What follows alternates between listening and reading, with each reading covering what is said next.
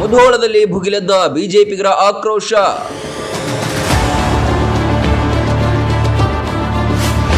DCM DK Shivakumar ವಿರುದ್ಧ ಕೆಂಡಾಮಂಡಲ. ಮುಧೋಳದಲ್ಲಿ ಭುಗಿಲೆದ್ದ ಬಿಜೆಪಿಗರ ಆಕ್ರೋಶ. ರಾಜ್ಯದ ಉಪಮುಖ್ಯಮಂತ್ರಿಯ ವಿರುದ್ಧ ಕೆಂಡಾಮಂಡಲ. ಡಿಕೆ ಶಿವಕುಮಾರ್ ಪ್ರತಿಕೃತಿಗೆ ಬೆಂಕಿ ಹಚ್ಚಿದ ಕಮಲ ಪಡೆ. ಸಂವಿಧಾನದ ಕುರಿತು ಡಿಕೆ ಶಿವಕುಮಾರ್ ಹೇಳಿದ ಮಾತಿಗೆ ಬಿಜೆಪಿ ತೀವ್ರ ವಿರೋಧ ವ್ಯಕ್ತಪಡಿಸಿದೆ. ಮುಧೋಳ ರನ್ನ ಸರ್ಕಲ್ ಬಳಿ ಸೇರಿದ್ದ ಬಿಜೆಪಿಗರು ರಸ್ತೆ ತಡೆ ನಡೆಸಿ ಪ್ರತಿಭಟಿಸಿದರು. ಸಂವಿಧಾನ ಬದಲಾವಣೆ ಹೇಳಿಕೆಯ ವಿರುದ್ಧ ಹರಿಹಾಯ್ದರು.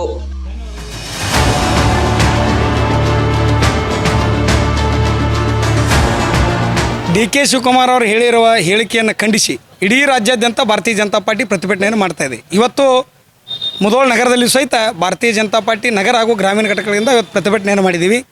ಕಾರಣ ಇಷ್ಟೇ, ಡಿ.ಕೆ. ಶಿವಕುಮಾರ್ ಅವರು ಯಾರು ಈ ದೇಶಕ್ಕಾಗಿ ಒಂದು ಪವಿತ್ರವಾಗಿರ್ತಕ್ಕಂಥ ಸಂವಿಧಾನವನ್ನು ಯಾರು ಡಾಕ್ಟರ್ ಬಾಬಾ ಸಾಹೇಬ್ ಅಂಬೇಡ್ಕರ್ ಅವರು ಒಂದು ಆಶಯ ಏನಿತ್ತು, ಎಲ್ಲ ವರ್ಗಗಳಿಗೆ ಒಂದು ನ್ಯಾಯ ಸಿಗಬೇಕನ್ನುವಂಥ ಹಿನ್ನೆಲೆ ಒಳಗೆ ಒಂದು ಸಂವಿಧಾನ ಬರೆದಿರ್ತಕ್ಕಂಥದ್ದು. ಅದನ್ನು ಇವತ್ತು ಡಿ.ಕೆ. ಶಿವಕುಮಾರ್ ಅವರು ಬದಲಾಯಿಸ್ತೀವಿ ಅಂತೇಳಿ ಹೇಳಿಕೆ ಕೊಟ್ಟಿರ್ತಕ್ಕಂಥದ್ದು. ಅದನ್ನು ನಾನು ಮೊದಲೇದಾಗಿ ಖಂಡನೆಯನ್ನು ಮಾಡ್ತೀನಿ. ಸನ್ಮಾನ್ಯ ಡಿ.ಕೆ. ಶಿವಕುಮಾರ್ ಅವರೇ, ನಿಮಗೆ ನಾವು ಎಚ್ಚರಿಕೆಯನ್ನು ಕೊಡ್ತೀವಿ. ಈ ಮುಖಾಂತರ ನೀವು ಬದಲಾವಣೆ ಮಾಡಬೇಕಾಗಿರ್ತಕ್ಕಂಥ ಸಂವಿಧಾನ ಅಲ್ಲ, ನಿಮ್ಮನ್ನು ಬದಲು ಮಾಡುವಂಥ ಕಾಲ ಸನಿದಾಗ ಬಂದೈತಿ. ಯಾಕಂದ್ರೆ ರಾಜ್ಯದ ಜನ ತಮಗೆ ಒಂದು ಒಳ್ಳೆಯ ಕೆಲಸ ಕಾರ್ಯ ಮಾಡಲಿ ಅಂಥೇಳಿ ಒಂದು ಹಾಲು ಕುಡಿಸಿರ್ತಕ್ಕಂಥದ್ದು. ಆದ್ರೆ ಈ ರಾಜ್ಯದ ಜನರಿಗೆ ನೀವು ಕೊಡ್ತಾ ಇರೋದೇನೆಂದ್ರೆ ವಿಷ, ಮತ್ತು ನೀವು ವಿಷ ಕೊಡೋದು ರಾಜ್ಯದ ಜನರಿಗೆ ವಿಷ ಕಕ್ಕುವಂಥ ಕೆಲಸ ಮಾಡಕತ್ತೀರಿ. ಬಾಬಾ ಸಾಹೇಬ್ ಅಂಬೇಡ್ಕರ್ ಬರೆದ ಸಂವಿಧಾನ ತಮಗೆ ಇಷ್ಟವಾದಂತೆ ಬದಲಾಯಿಸೋದಲ್ಲ, ಈಗಲೇ ನಿಮ್ಮ ರಾಜೀನಾಮೆ ನೀಡಿ ಅಂತ ಪ್ರತಿಭಟನೆಯಲ್ಲಿ ಕೇಳಿಬಂತು.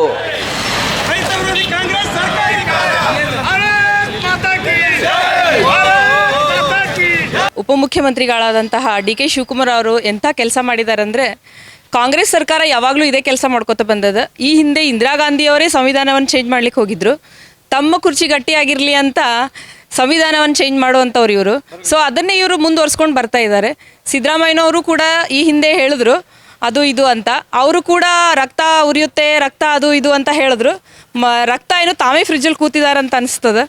ಅದಲ್ಲದೆ ಈಗ ಡಿ.ಕೆ. ಶಿವಕುಮಾರ್ ಅವರು ಅಲ್ಪಸಂಖ್ಯಾತರಿಗೆ ಒಂದು ಶಿಕ್ಷಣನೂ ಕೊಡಲಿಲ್ಲ, ಒಂದೇನು ಮೀಸಲಾತಿನೂ ಕೊಡಲಿಲ್ಲ. ಹಿಂದುಳಿದ ವರ್ಗದವ್ರಿಗೂ ಕೂಡ ಒಂದು ಮೀಸಲಾತಿನೂ ಇಲ್ಲ, ಶಿಕ್ಷಣನೂ ಇಲ್ಲ, ಉದ್ಯೋಗನೂ ಇಲ್ಲ.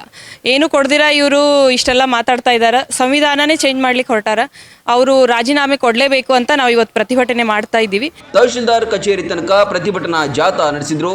ದಾರಿ ಮಧ್ಯೆ ಡಿ.ಕೆ.ಶಿ ಅವರ ಪ್ರತಿಕೃತಿಗೆ ಬೆಂಕಿ ಹಚ್ಚಿ ಅವಮಾನಿಸಿ ಆಕ್ರೋಶ ವ್ಯಕ್ತಪಡಿಸಿದ್ರು. ಬಳಿಕ ತಹಶೀಲ್ದಾರ್ ಕಚೇರಿ ಮುಂದೆ ಜಮಾಯಿಸಿದ್ರು.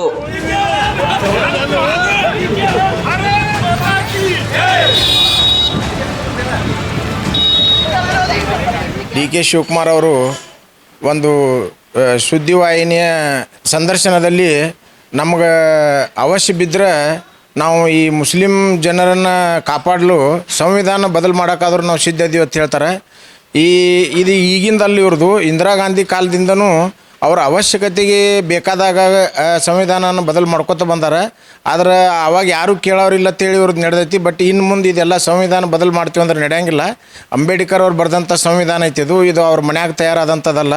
ಅದಕ್ಕೆ ನಾವು BJP ಅವರು ಈಗ ಎಚ್ಚರಿಕೆ ಕೊಡ್ತೀವಿ. ಇದೇ ರೀತಿ ನೀವು ಮುಂದೆ ಹೇಳಿಕೆ ಕೊಟ್ಕೋತ ಹೋದ್ರೆ ನಿಮ್ಮದು ಸರಿ ಉಳಿಯಲ್ಲ, ಮತ್ತು ನಿಮ್ಮ ಸರ್ಕಾರವನ್ನು ಕಿತ್ತೆಗೆಯುವಂಥ ಸಾರ್ವಜನಿಕರು ಎಲ್ಲ ರೀತಿ ತಯಾರದಾರು. ನೀವು ಈ ರೀತಿ ನಮ್ಮ ಹೇಳಿಕೆ ಕೊಟ್ಟರೆ ಅಂದ್ರೆ ಇದು ಸರಿ ಆಗೋದಿಲ್ಲ, ನಾವು ಉಗ್ರವಾಗಿ ಹೋರಾಟ ಮಾಡ್ತೀವಿ ಅಂತೇಳಿ ನಾ ಜನರಿಗೆ ಮತ್ತು ಕಾಂಗ್ರೆಸ್ದವರಿಗೆ ಎಚ್ಚರಿಕೆ ಕೊಡೋಕೆ ಬಯಸ್ತೇನೆ.